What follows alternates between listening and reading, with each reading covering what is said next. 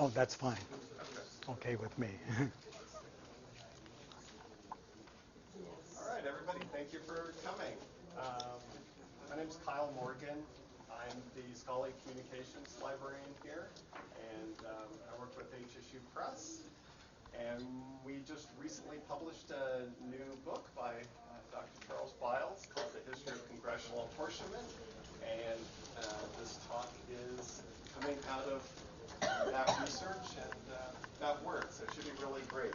Just a little bit about Dr. Biles. He earned his PhD in mathematics at the University of New Hampshire and was the 2005 Outstanding Professor Award winner here at Humboldt State, where he's the Professor Emeritus of Mathematics. And his research in mathematical modeling was primarily devoted to modeling of natural resource systems and microbial populations.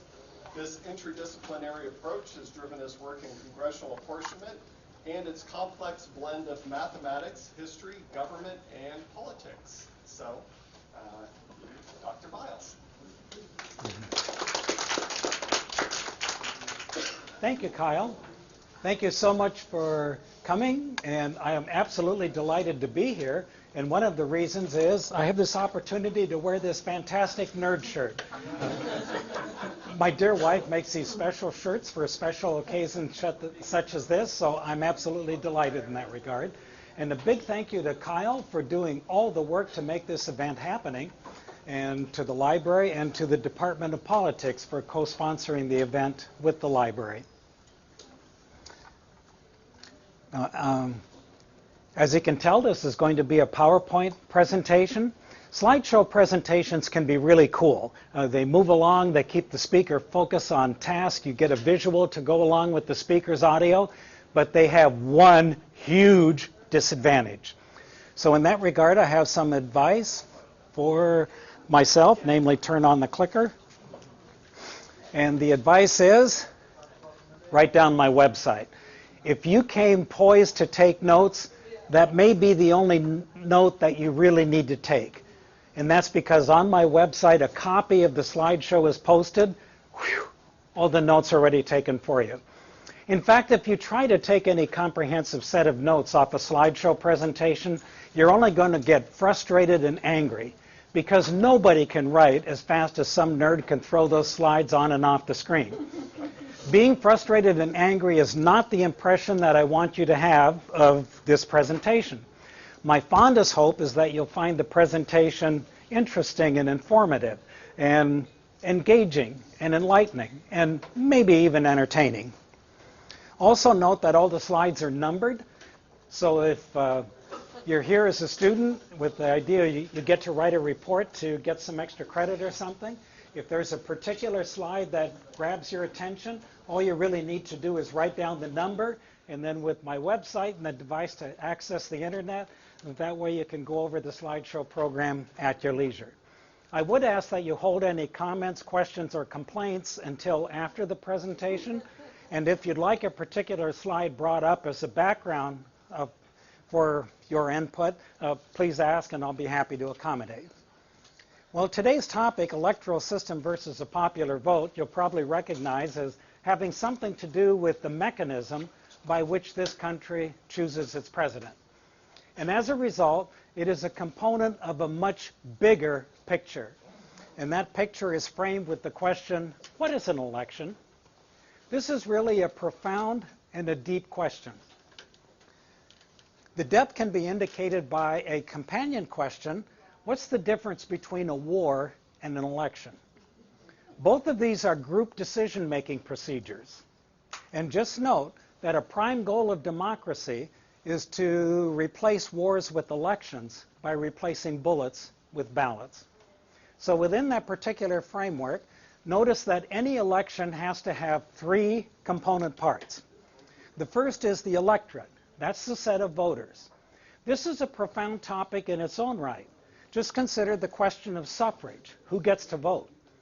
Note that in the early history of this country, suffrage was primarily restricted to white, males, 21 years of age, who were propertied and Protestant.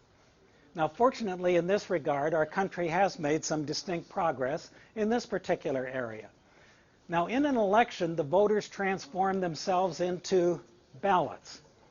Here's another topic that's a profound topic all in its own right. Just consider the matter of fairness. For example, what do you think of the criterion of one person, one vote? Should this be an essential requirement of every political election in the United States? And then finally, society needs a decision-making mechanism as to who wins. So note the three components here.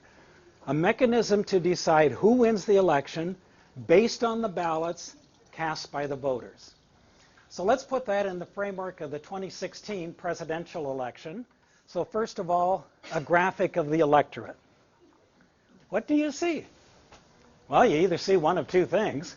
You either see states with numbers on them, or you see numbers on states. And as a result, we have two models to explain the electorate in a U.S. presidential election: the states model and the electoral college model. In the states model, the electorate consists of the 50 states plus the District of Columbia. Collectively, these are known as the 51 electoral states. The ballot is not one state, one vote, but the ballot is weighted as indicated by the numbers on that graphic. In the electoral college model, you focus on the numbers. From the electoral college perspective, what do the numbers stand for? For example, in the state of Washington, there's the number 12. It stands for, in the state of Washington, there is an elite group of 12 special citizens, voters, that actually get to physically vote for president in the state of Washington. Collecting all those together in the 51 electoral states, the numbers add up to 538. These 538 elite voters are known as electors and known today as the Electoral College collectively.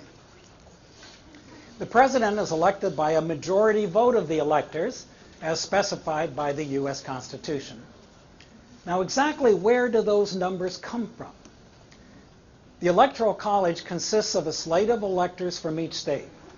Now, the numbers.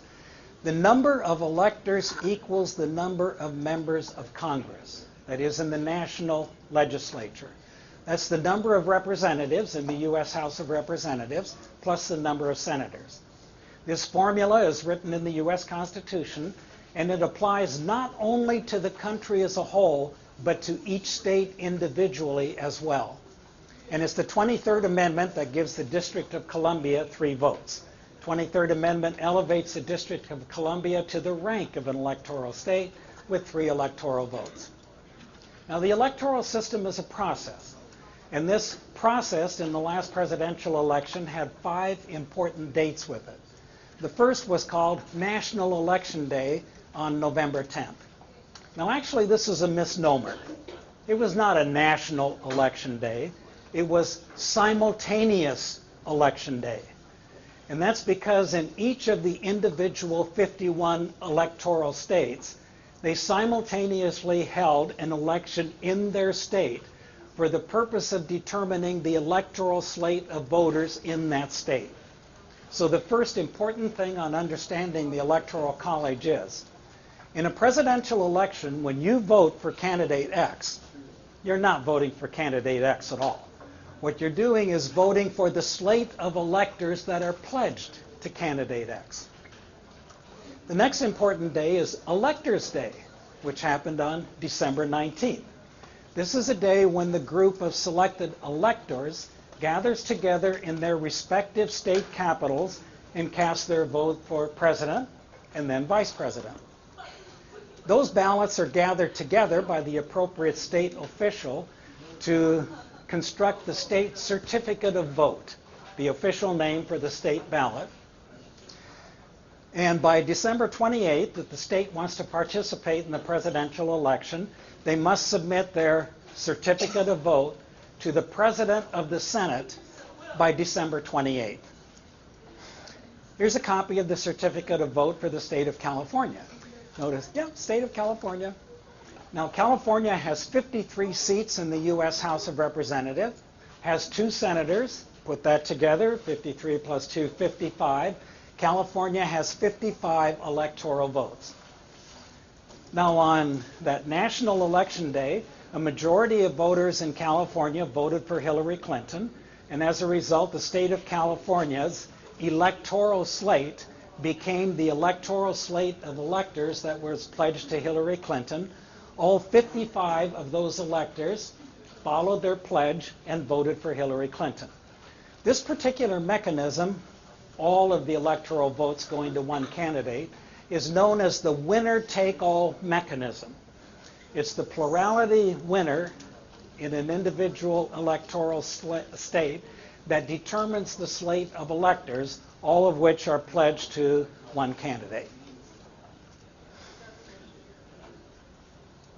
The state certificate of vote is submitted to the President of the Senate, who then calls a joint meeting of Congress.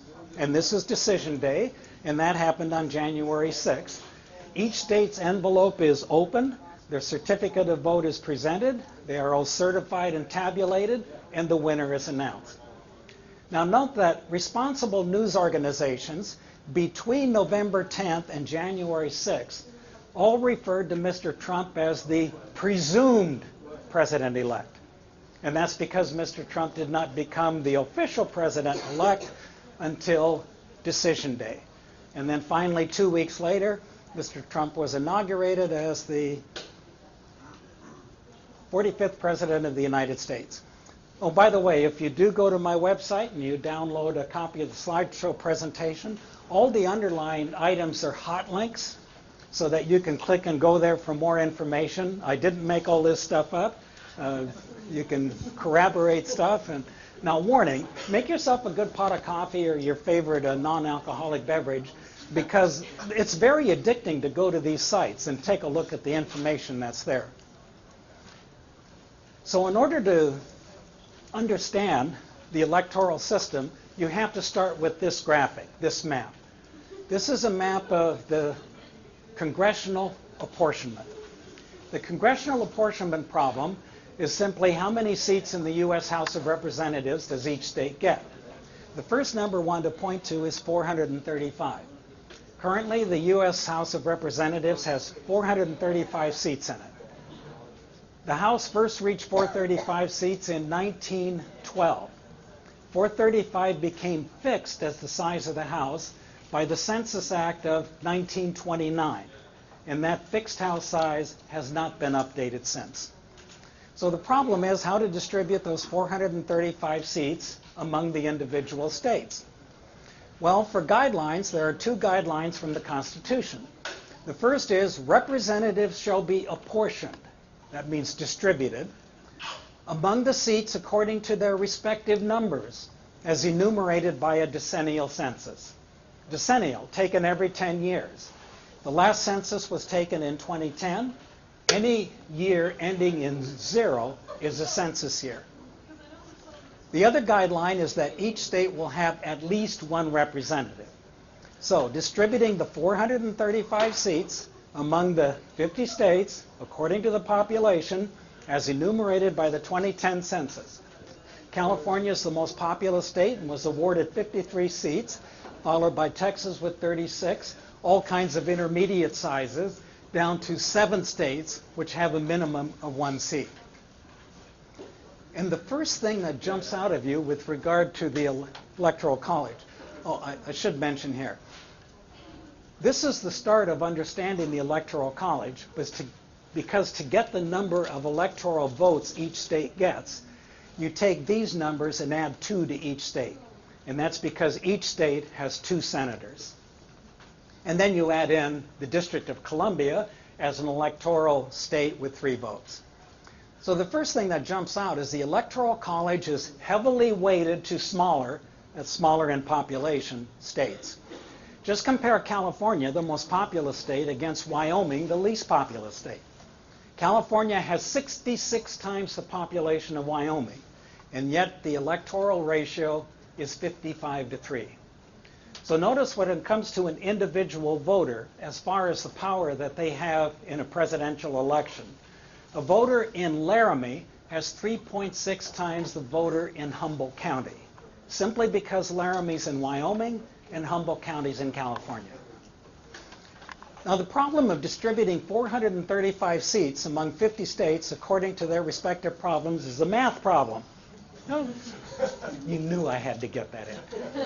I'm not going to turn the rest of this into a math lecture, but there'll just be a little spice of math here. The math skill that you need in order to understand this stuff is this math skill. How do I average two non-negative whole numbers? Okay, so I'm going to give you two numbers, 8 and 12. I know this is a smart group. This is a university. What's the average of 8 and 12? 10. I love it. That was a great response. You paid attention in the 5th grade. Taking the average in this way is part of the 5th grade curriculum. And how did you get 10? Took 8 and 12 and added them together to get 20, divide by 2. That's one way to take an average.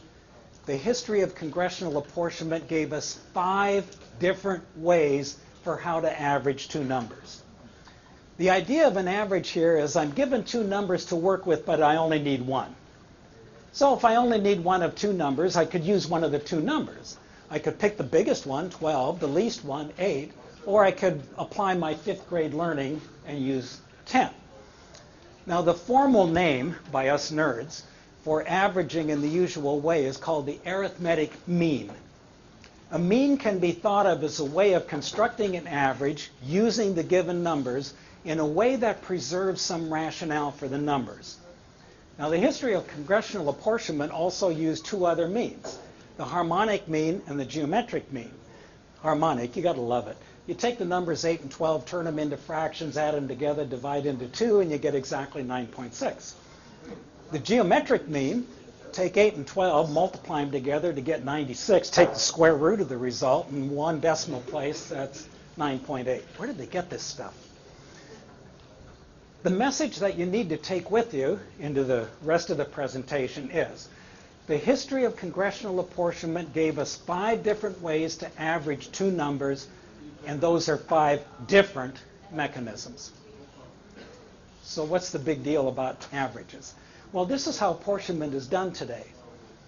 First of all, you take the census. Now, what am I going to do with it? Well, step 1 is to give 1 seat to each state. This satisfies the constitutional requirement that each state have at least 1 seat.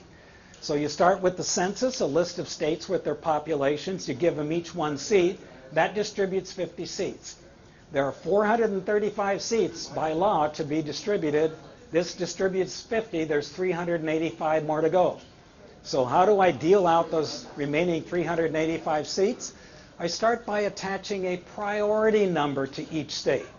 And then I start divvying seats out by priority. Who gets the 51st seat, the 52nd seat, the 53rd seat? And every time I dish out a seat to a state, I upgrade its priority number. And I keep doing that until I reach 435, or whatever the desired house size is going to be. So the big question is, how do you get these priority numbers? Well, a priority number for a state with n seats. So n represents the number of seats the state has in its current distribution of seats. And the priority number is obtained by. You take the state's population and divide it by the average of n, the number of seats it has, plus 1 more. So it's the priority of an upgrade from n to n plus 1 seats. Now, how many distinct ways were there to average two numbers in the history of apportionment? 5. Thank you for remembering that. 5 different ways. So how many different priority mechanisms are there? 5.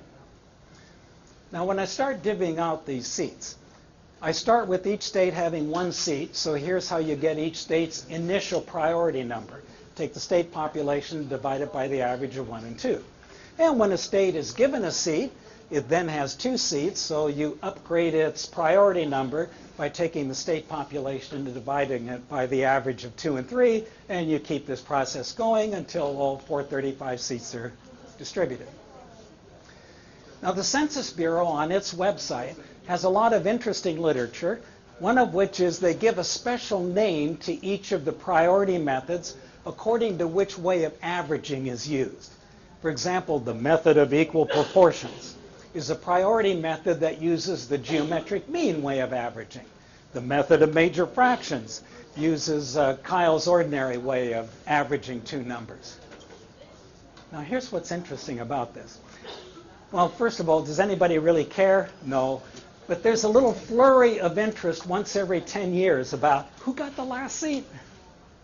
So who got the 435 seat based on the 2010 census? Well, if you use the method of harmonic means or equal proportions, those two methods would agree and give that seat to Minnesota. Whereas the other three methods would give it to a completely different state. Now, why is this important? Because when you give out a seat in the House of Representatives, you're also giving that state an electoral vote. So consider the following. Suppose I wanted to increase the Electoral College by 1 vote. How can you do that? There's only one constitutional way to increase the Electoral College by 1 vote. You add 1 more seat to the House of Representatives. So if I were to increase the House by 1 seat, who would get the 436th seat? Well, any one of these 5 states, depending upon which method of averaging you're going to use. So here's my first red flag about the Electoral College system. The actual distribution of seats in the House, and therefore the bulk of the distribution of the votes in the Electoral College, depend on Congress's choice for averaging 2 numbers. The method that's used today is the method of equal proportions. That's one where you average 2 numbers by putting one number in one hand and the other number in the other, multiplying them together and taking the square root. And as a result, the last seat in the current House went to Minnesota, and if we were to give 1 more electoral vote, it would go to North Carolina. Let's see how this all played out in the 2016 presidential election. If we take the popular vote of each of the 51 individual electoral states and added them all together, this would be the result that we would get. And the journalistic media today portrays this as the popular vote. Now notice that it plays no role whatsoever in the current mechanism for selecting the president. What kind of role does this play? Well, we'd have to expand it to show the vote in each of the 51 electoral states so that we would see where the electoral slates were selected in each state, and then when the electors got together, this is the result that counts. And we notice that Mr. Trump won a decisive victory over Hillary Clinton in the Electoral College. When this happens, when the winner in the Electoral College seems to be contrary to the national popular vote, this is referred to as a flip. So we say the Electoral College flipped the popular vote. What causes a flip? Well, the flips happen because of the winner-take-all feature that states have in selecting their electoral votes. So looking at an individual state, it's simply who's the plurality winner in that state, and whoever the plurality win gets that slate of electors. All of those electors are pledged to that one candidate. Now it so happened that in every one of the 51 electoral states, either Donald Trump or Hillary Clinton was the plurality winner. So every one of the electoral states' electoral slate was pledged to either Clinton or Trump. So what's this? That's my second red flag about the Electoral College. These 7 electors are known as faithless electors because they did not follow their electoral pledge. They were pledged either to Clinton or to Trump, but they didn't vote that way.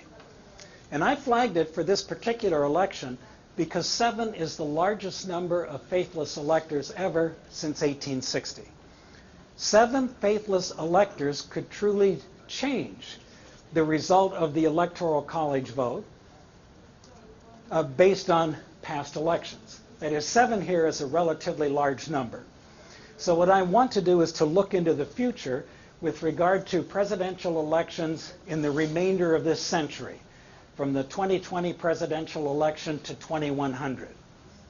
If nothing is done about faithless electors, I am going to conjecture that somewhere in this century, faithless electors will be a factor in determining the winner in the Electoral College. Thus far in American history, the faithless elector has not affected the outcome of a presidential election. But I'm going to conjecture it will in the remainder of this century if nothing is done. One question we can ask is, well, go back here, on a flipped election.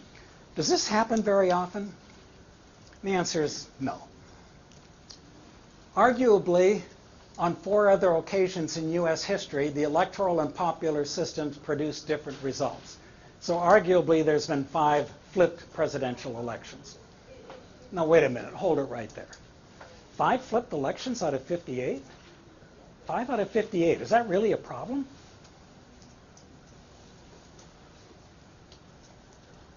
The last presidential election was the 58th presidential election. Just looking at 5 out of 58, that may not seem like it's much of a problem. If that's your immediate reaction or point of view, then immediately go with the popular vote. And that's because you have to have the popular vote result in each of the 51 electoral states before you can proceed with the Electoral College procedure. So as a result, if this doesn't seem like much of a problem, then we can cut all the hocus pocus and pomp and circumstance and media frenzy and the expense of the electoral system by simply dispensing with it. But maybe there is something that's non-trivial involved, and that is 2 of the flips have occurred in this century. That is, since the year 2000, there have been 5 presidential elections. 2 of them have been flipped. 2 out of 5 is 40%. Before the year 2000, there have been 53 presidential elections. 3 flips have occurred. That's around 6%. Now, I'm going to conjecture that looking forward into the remainder of this century, the proportion of flips is going to be much closer to 40% than it was to that 6%. If you think that a 40% flip rate is a problem, then take a look at the future. Now, maybe if we take a look at some of these past elections, though, we can learn something about the effect of the Electoral College with regard to those flips. The first one I'm going to pick is the 1876 presidential election, and that's because this is the only one of the flipped elections where a candidate won a majority of the vote, that is more than 50%, but still lost in the Electoral College. It was close in the Electoral College, but the lesson to be learned is this. In this case, Hayes's Electoral College win was simply an artifact of the method that was used for congressional apportionment. Here's my red flag. The original apportionment from the 1870 census used one apportionment method.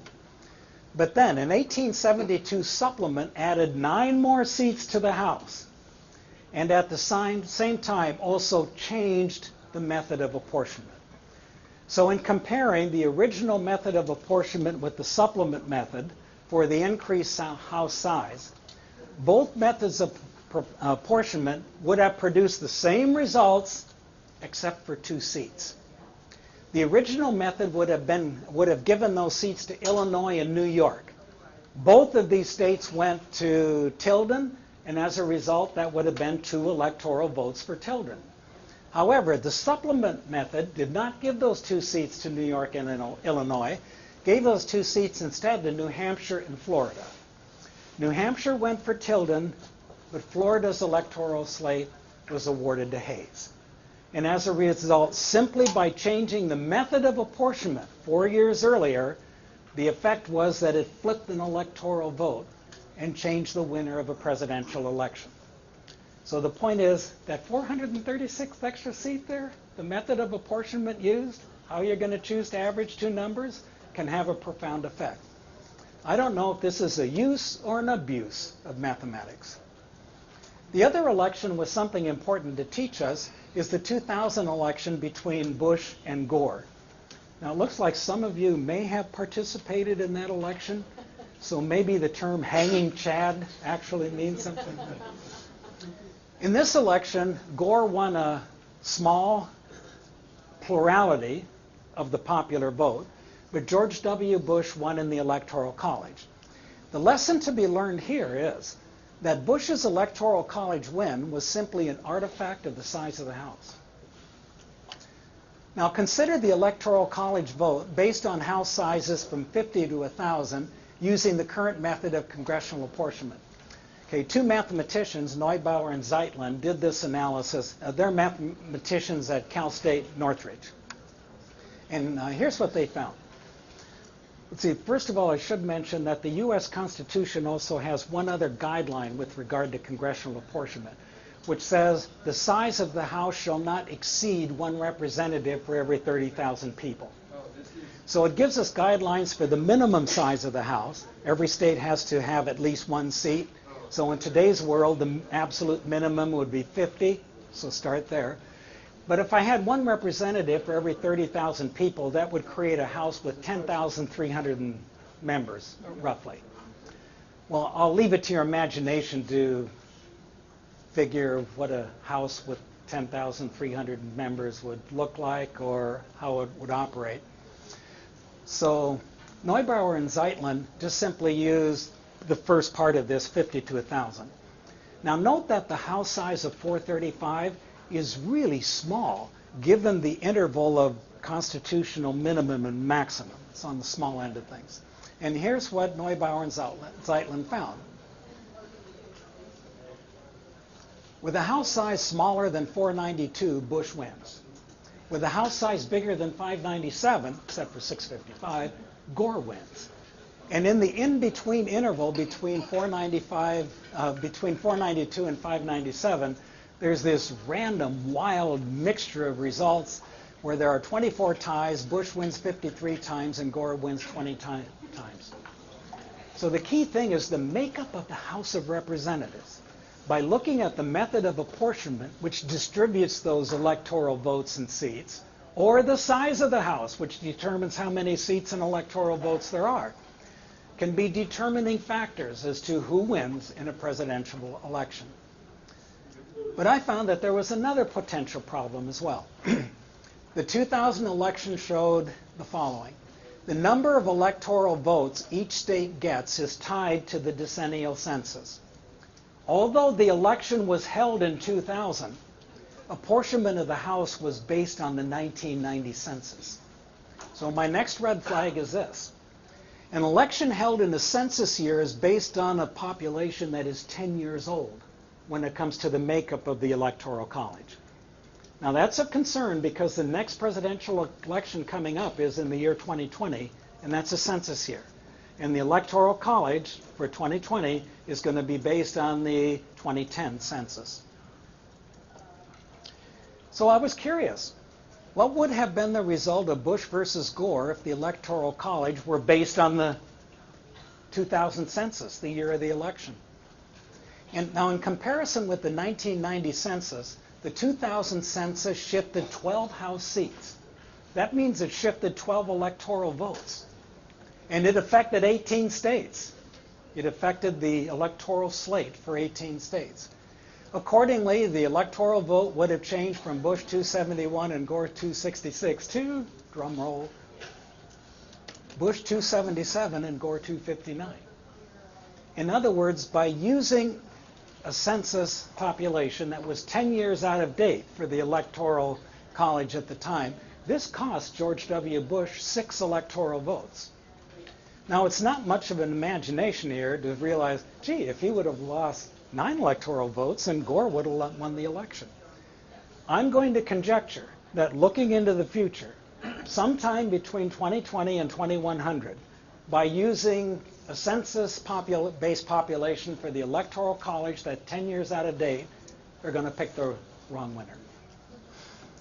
Over the past 200 years, for these analytic reasons and for many other political reasons, over 700 proposals have been introduced in Congress to reform or eliminate the Electoral College. There have been more proposals for constitutional amendments on changing the Electoral College than any other subject. So this is formalized in today's debate. Resolved, the electoral system should be replaced by a popular vote system. Shortly after the election, when I read several of the editorials and opinion pieces about the Electoral College and the popular vote, after reading the article, it seemed like the person was addressing this kind of thing, the Electoral College versus the popular vote. Well, from this limited framework then, I would issue two caveats. The first is that abolishing the electoral system requires a constitutional amendment. Now, I'm going to look forward into the future again, the rest of the century. Good luck with this happening. In fact, I'll just conjecture. It ain't going to happen. Even if this were to pass, it's the same kind of problem that's occurring in Congress with regard to the Affordable Care Act, with one particular party wanting to repeal and replace. They all agree on repealing, but they can't agree on what to replace it by. We could agree to abolish the Electoral College. What would you replace it by? Would you replace it by a uniform national popular vote? Think of this as a nationalized popular vote, where the ballot would be the same in all the states, where voter registration or voter suffrage regulations would be the same in all the states. This would involve federal legislation with regard to ballot access, suffrage, ballot structure, election mechanics. Do you really want to hand this responsibility over to the National Congress? Well, fortunately, out there is a moderate alternative that is very interesting. The moderate alternatives of a kind that it really isn't an issue of either the Electoral College or the popular vote. You can actually have both. You can have your cake and eat it too.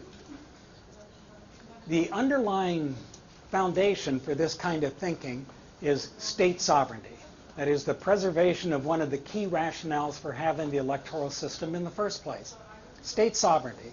Keep voting as a states' rights matter, so that suffrage, ballot access, ballot structure, voting mechanics are left up to each state individually as it exists.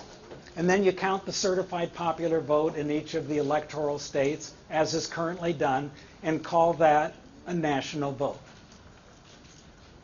This is the approach of what's called the National Popular Vote Bill. It's an interesting exercise. Google the National Popular Vote Bill. It is not an effort to amend the Constitution. It is not a bill in front of the National Congress. It's a state act, totally up to each state in the legislature individually. It's a state act in which a state would join an interstate compact to elect the president and vice president of the United States by the national popular vote. Now, currently, the Constitution and other guidelines tell each of the individual states how many electoral votes that it gets. The Constitution also directs that each state legislature gets to decide who the electors are for the state. Since 1860, all of the state legislatures have decided that they will follow a plurality popular vote within their state. So here's what the National Popular Vote Bill would do in a given state. A state slate of electors will be awarded to the candidate with a plurality of the national popular vote. Now, currently, a state slate of electors is awarded to the candidate with a plurality of the statewide popular vote. All it would do is erase statewide and replace it with nationwide. So this is an option that's available to each of the individual states. The second thing is when the law takes into effect. By passing the National Popular Vote Bill, a state merely agrees to join the compact of states, but the law doesn't go into effect until a certain threshold is reached. The law takes effect in each state simultaneously when the compact reaches 270 electoral votes. Now, what's the big deal about this threshold of 270 electoral votes? It's the majority of the Electoral College.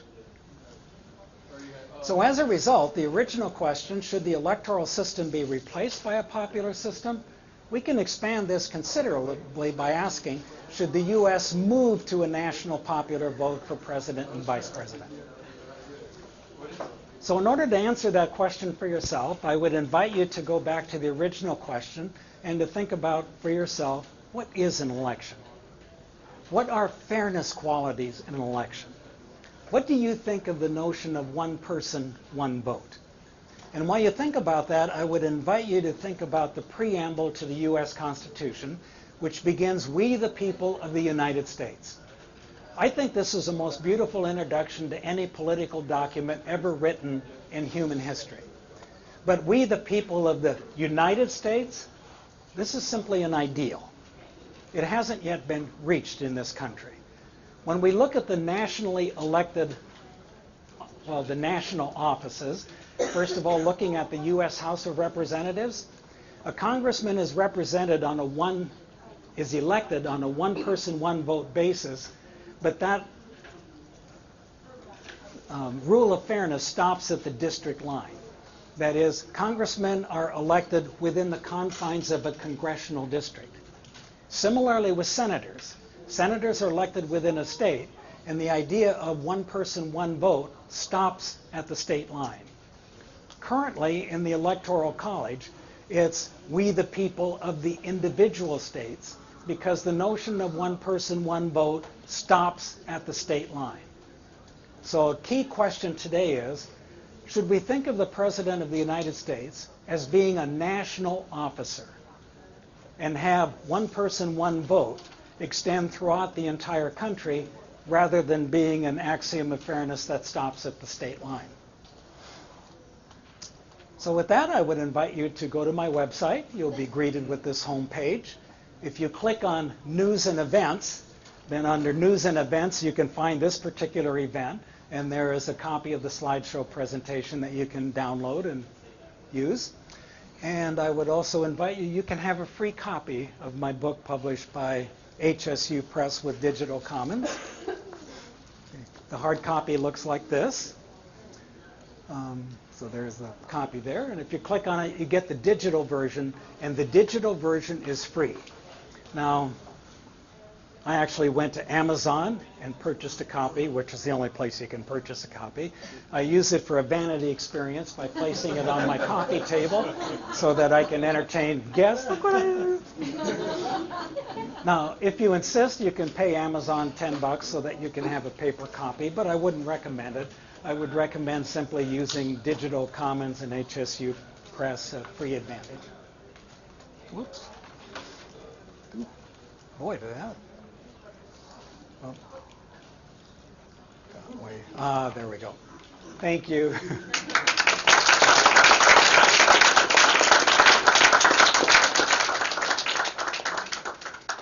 And now we're ready for questions, comments, and complaints. Howard. How is it that these delegates, more or less, with just very, very few questions, you said 7 last election, how is it that they conform to, is it required that they That is a very good one. follow their state decision? The rules for guidelining electors is strictly up to each state. And those 51 individual electoral states vary. At one extreme is the state of Michigan, for example, which will not permit faithless electors. If an elector does not vote their pledge, then their vote is immediately invalidated and that elector is replaced. So Michigan has solved the problem of the faithless elector by not allowing them. On the other hand is the state of Washington. The state of Washington was the most notorious with regard to the faithless electors. Washington has 12 electors. Hillary Clinton won a majority in the state of Washington, and therefore Washington's slate of electors was the Clinton slate of electors. So of the 12 electors, 8 voted for Hillary Clinton. 3 voted for Clayton Powell, which I found interesting because Mr. Powell isn't even a Democrat, he's a Republican, and 1 voted for Faith Spotted Eagle. Now, with regard to the 4 faithless votes that were done here, notice that none of them was an active candidate for president whatsoever. In a way, they were part of the framers' vision that electors will be above the politics of the normal crowd and will be able to use their wisdom to pick a good person there. In the state of Washington, the faithless vote counts. The faithless elector is subject to a $1,000 fine, but that's it. Then there are other states where there's just no restrictions whatsoever. It's just open field. Yes, sir. Well, I'm for the popular vote, no question. However, maybe another moderate way to go as this generation dies out and the millennials take over, maybe they'll come up to speed with my worldview, is I've seen that Nebraska and Maine have an interesting, where at least we could get away from this winner-take-all concept and proportionally split it out. Give Gore the percentage that they should have got, and give whoever else, Bush 2, percentage he should have got. At least we could try that as making the Electoral College more reflective of the natural vote rather than this distortion that comes with, that we've seen many times. When anybody claims I have an electoral cause or dictate, I always say stop, let's look at the popular. So has there been any movement along that? Yes, that's a very, very perceptive comment. What the perception here is, winner take all is the mechanism by which 49 of the 51 electoral states use to award their electoral slates. But there are two exceptions, and those are Nebraska and Maine. And what they do, I'll use Nebraska as my first example here, they have 5 electoral votes because they have 3 representatives and 2 senators. They award 2 electoral votes based on the statewide victor representing the Senate. Then they have 3 congressional districts, and they award the electoral votes to the plurality winner of the individual congressional districts. So, for example, in the, not the 2016, but the previous election with Obama and McCain. McCain won 4 electoral votes because he won statewide and 2 districts, but Obama won 1 of the congressional districts, so got 1 of the congressional votes. That is certainly an option to a winner-take-all. Now, I would invite you, though, to consider the following. Personally, in my own thinking about that, I rarely give my personal opinion, but this time I will. I am strongly opposed to doing that because of gerrymandering. You can gerrymander and rig things that are way out of, especially in congressional districts. So we'd have to premise And it. one of the things I want to do, I was anticipating that. This is an example of a congressional district in the state of Illinois. Now, maybe I can't really rigorously define gerrymandering, but I think universally you'd call that gerrymandering. In fact, this little strip that's connecting the upper and lower part here, that little strip right there, that's the interstate freeway. Okay, so that's my... And what's discouraging is the so-called reform we did with Arnold being in power by having a citizens committee. We discovered that in that citizens committee, it still demands that Democratic and Republican members be on the committee, and that the chair of the 2 different houses get to also be a part of the process. So we haven't gotten away from the 2 single parties continuing to pack or crack districts. That's correct. And we're in the most progressive state, and that's only California. So yeah, absolutely agree. We'd have to solve those concurrently. Yeah. Very good. Thank you for your comment. That was very good. Yes, ma'am. Would the national popular vote stop gerrymandering? No, the national popular vote bill would have nothing to do with gerrymandering. And for most states, gerrymandering is irrelevant because it's based on a statewide winner-take-all mechanism. Gerrymandering refers to the drawing of congressional districts. So since congressional districts don't enter into the picture at all, then gerrymandering doesn't either. The only way that gerrymandering does currently is in Maine and Nebraska, where they award an electoral vote to the plurality winner of a given congressional district. Those states, however, are fairly free of gerrymandering. Those are 2 good states. I think one way it would affect the election, somebody gets the majority of the electoral college, the House of Representatives would decide it's being gerrymandered so that it's got more of one party. That is correct. We have a very good point here, and that is, so far, I've just mentioned that the winner of the presidential election is the majority winner of the Electoral College. One of the things to not talk about is what happens if there is no majority winner. And if there's no majority winner, then the vote gets tossed into the U.S. House of Representatives, and each state has one vote.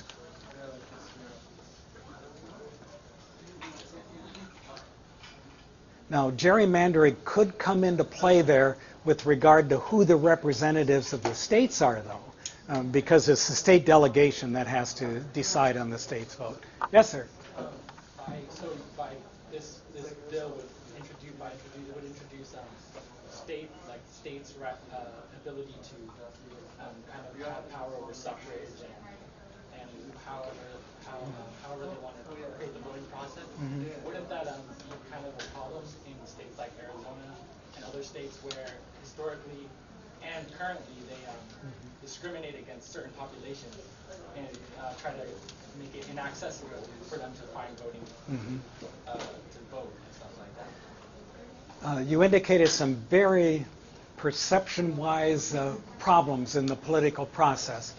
What I was referring to is the differences among the states, for example, with regard to suffrage.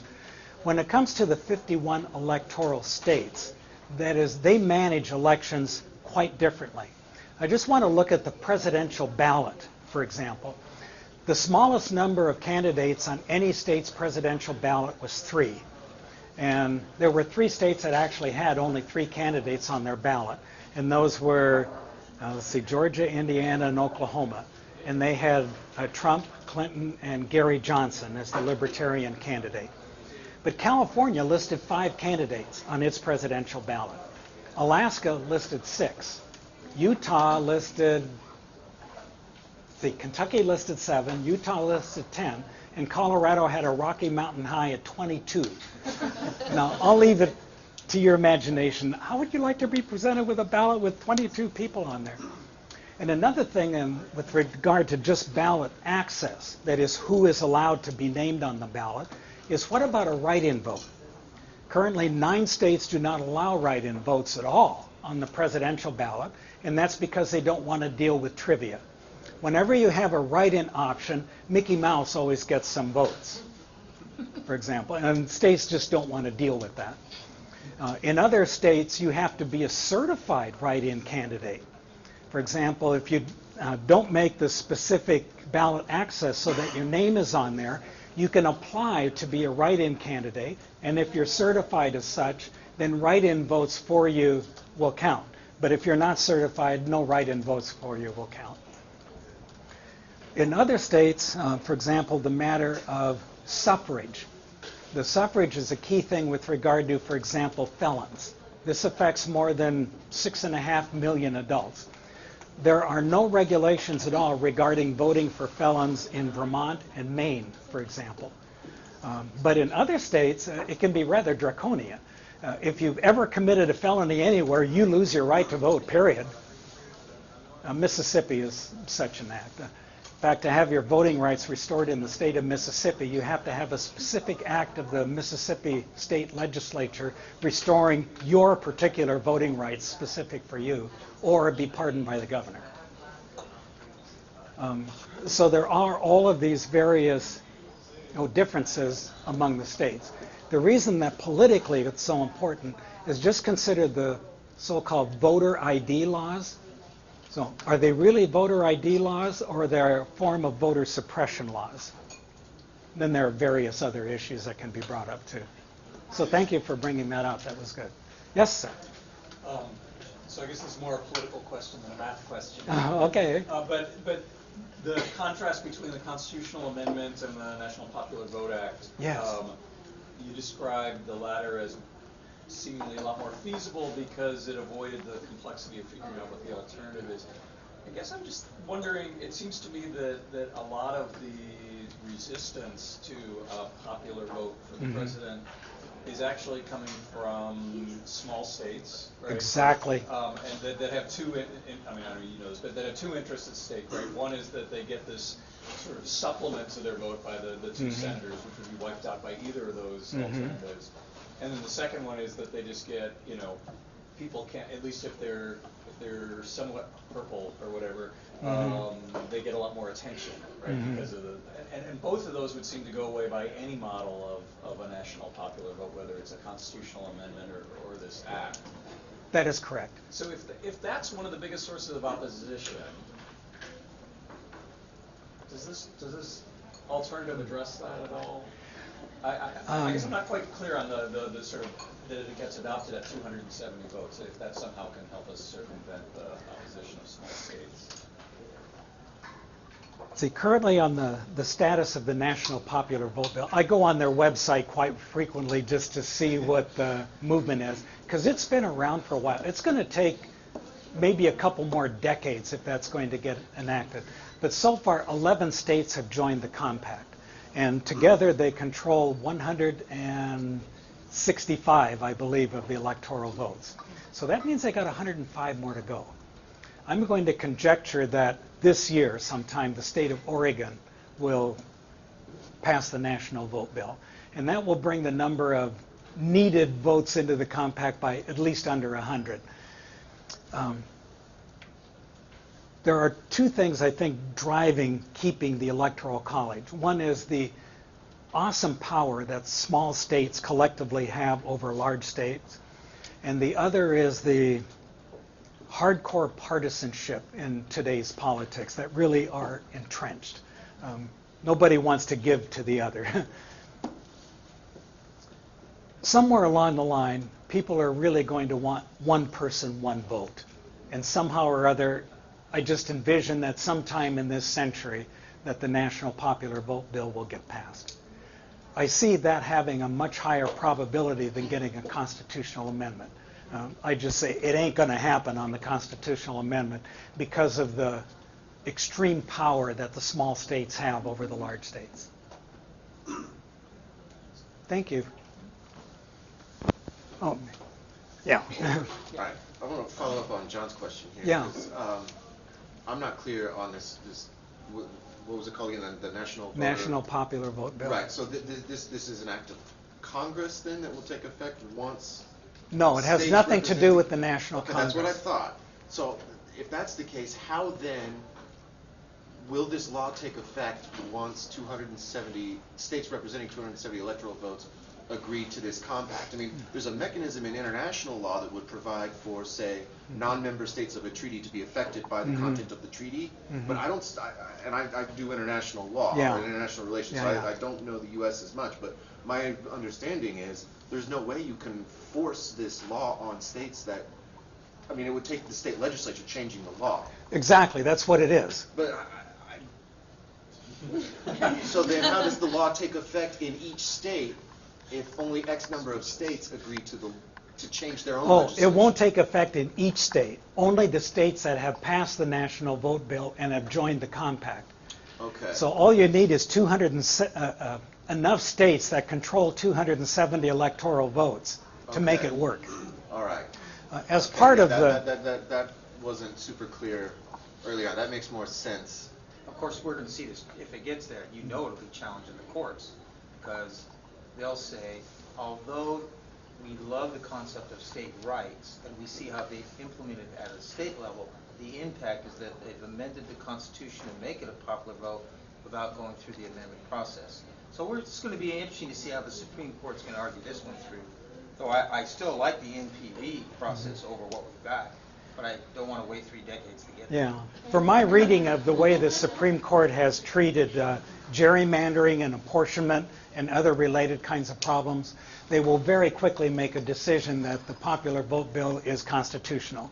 And that's because the Constitution specifically says it's up to each state legislature to select the electors for that state.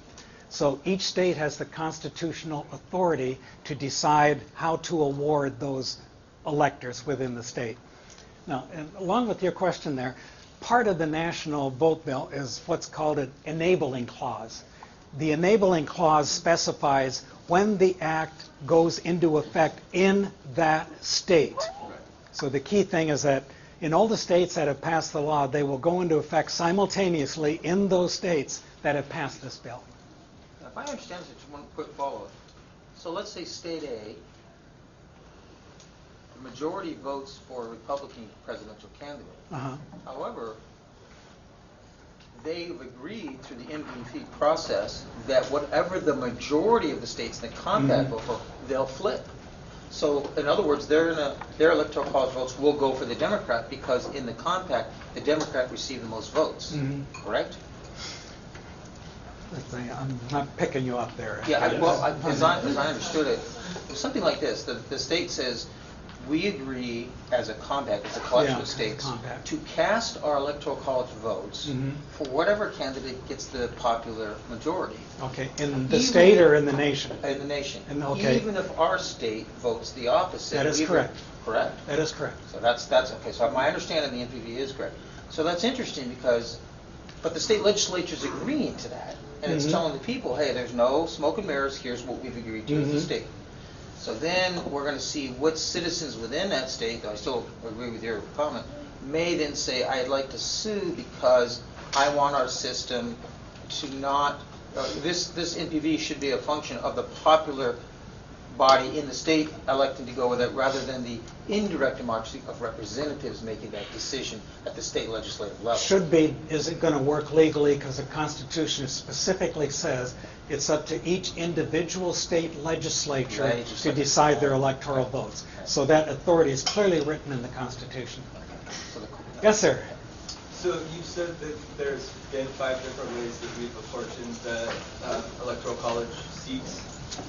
The seats in the House, which... And so when was the last time that was changed, and what's the mechanism for change? The last time that was changed was,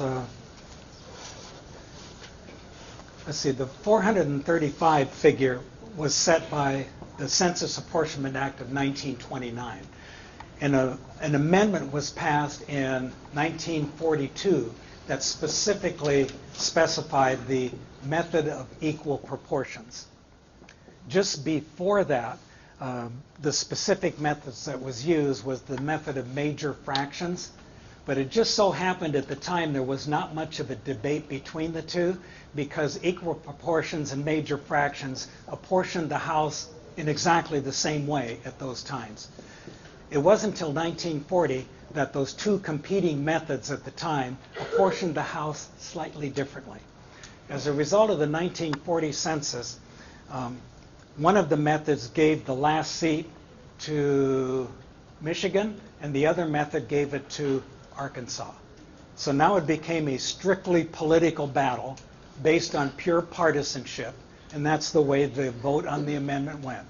In 1942, the Democrats were in power.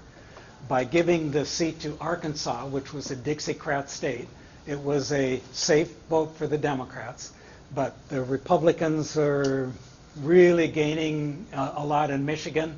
The Democrats thought that giving the seat to the Michigan would then create a Republican vote. So pretty much strictly along party lines, except for Michigan and Arkansas, they adopted the method of equal proportions because it gave the seat to Arkansas.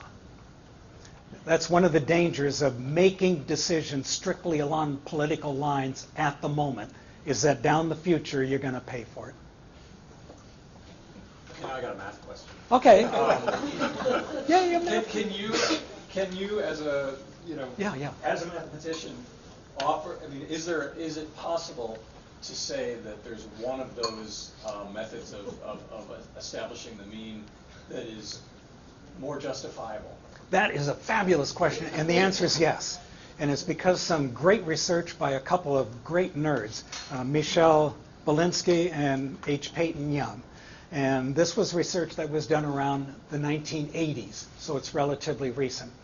That the only one of the methods that is free of a small state, large state bias is the ordinary, usual way of rounding that we learned in the 5th grade. That is, it's the method of major fractions. Of those 5 methods, one of them, called the method of largest divisors, has an obvious bias towards the large states, large population states. The method of major fractions has no bias either way. And the other 3 methods, including the one that is used today, the method of equal proportions, has a distinctive but small, bias towards smaller populated states. So would it be fair, if unpleasant, to say that these mathematicians in the 1980s figured out the solution to a problem that all of us non-mathematicians would never have understood existed in the first place? Because if there weren't all these other bizarre alternative ways of coming up with means, we probably would have gone with the fifth grade way in the first place. There is a lot to that. If I were to suggest some real reforms to the current method, my first simplest one would be to replace the method of equal proportions used by the method of major fractions. That would take away that small state bias in the process of the distribution of the seats. The other major reform that I would make is in the size of the House. Currently, 435 is way too small. Now, the whole idea of the House of Representatives was to be based on population. In fact, the Constitution even says that apportionment will be based on population as enumerated by the decennial census. But the courts read things really, really narrowly, and apportionment just means the divvying up of the seats. So what about the decision as to how many seats in the first place? Now, with 435 seats, California's ratio of population to Wyoming is 66-1. Now, but the distribution of seats in the House is 53-1. Well, 53-1 doesn't quite match 66-1. So if one were to erase that particular discrepancy, you would need a House around 550 people. And that would be a minimum kind of size in order to just erase that discrepancy. Now, another problem there is, what is a really good, fair, representative size for a representative legislature? And here the political science people have done some major kind of research and have come up with something that sounds really bizarre, the cube root rule. That is, you take the population of the entity being represented, take the cube root of the population, and that's roughly how many representatives you need. Now, using that cube, where that came from was modeling representative democracies throughout the world. That is, taking like European countries, for example, and looking at their population versus the number of representatives in their legislative assemblies. And by plotting those particular things on a graph, then some statistician did something called a regression analysis and came up with this cube root law. Now, use of math like that is not something that should be religiously done, but should be used only as a guideline. Now, kind of using that as a start, along with this Wyoming rule kind of thing, that the number of people a congressman should represent should be at no more than the population of Wyoming. Putting all that stuff together and putting that together with the usual way of rounding, my own personal opinion and research has come to what I would personally recommend for the size of the House is 670. Now, with that size of the House, that would have affected some past elections as to who got elected president. What that will do is put the people more than just the states. It would balance things out more. Good question. Thank you. Yes, sir. If we ever got around to changing the two-party system, what would be an adequate number for the House of Representatives to fully represent everyone? My figure stands at the... Just, I guess, throw in Green Party and Libertarian, I guess. What I would consider there is maybe moving to a parliamentary system, maybe, as a possible kind of thing to investigate. But I will defer that to the Department of Politics. I was thinking maybe it would be proportional representation for some of those new numbers that come up for, I've always argued 435 was stuck in 1912. Now that's over 100 years ago. Yeah. And your research, thank you very much, has given me further arguments why we need to expand it just on a mathematical level. I had to consider it. So thank you all. I'll make that part of my spiel. So, if we upped it, I've always argued, let's up it 100. And let's make those proportional reps. Now we can finally get into third parties. granted, the Democrats and Republicans will still enjoy a large percentage of that proportional reps, but finally, the political landscape of America can be represented. Even if I don't want the hard right wingers, the libertarians are still going to get in. They deserve a seat. Finally, the Greens and the Socialists and the Communists will have a place at the table if we did proportional representation. So maybe, but again, we're talking constitutional amendment, and it could be tricky, but it'd be great to see that. Yeah, there's all kinds of wonderful ideas to think about. You know, what I'm going to do here is the notion of drawing congressional district lines. Gerrymandering is appropriate. Here's a little graphic. This indicates a little district with 50 people in it. And there are two political parties. A person either is a circle or a square. And the problem is to apportion this particular country into 5 districts. So we've got 50 people, and we want 5 districts out of it. How to do it? Well, here's one way. And doing it this way, notice that, it's 100% in each district, and as a result, a circle is going to get elected out of the first 3 districts and a square out of the second 2 districts. And what's neat here is, even though none of the districts is representative of the country as a whole, the final result in the legislature is. That is, you get 3 circles to 2 squares. And another way of doing it is like this. Notice that each congressional district is representative of the nation as a whole, 60% circle and 40% squares. But the circle is going to win every one of the 5 congressional districts, and as a result will have unanimous control of the state legislature. And another way to draw the district lines would be this. Okay, this features the gerrymandering ideas that you mentioned before of PAC and crack. What PAC does is to pretend that you're a square, and you know that you're in the minority, but you want to rule anyway. So what you do is to take a bunch of your opponents and pack them into their own congressional districts.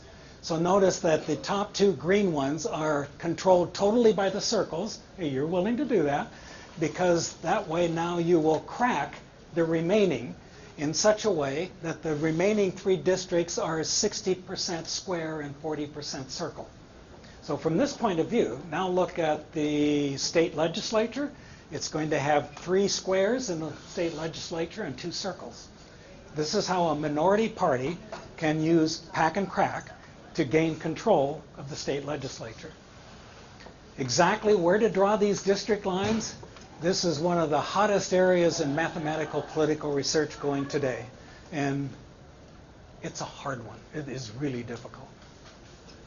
But at least it gives you an idea of how difficult the problem really is. In a simple little case like this, where would you draw the district lines in a fair manner? And that's because you have to answer the question, what do you mean by fair, before you can start drawing district lines. Alrighty. Thank you so much for coming and for your great questions and comments and inputs. And there were no complaints. Wow. That's a first for me, so thank you.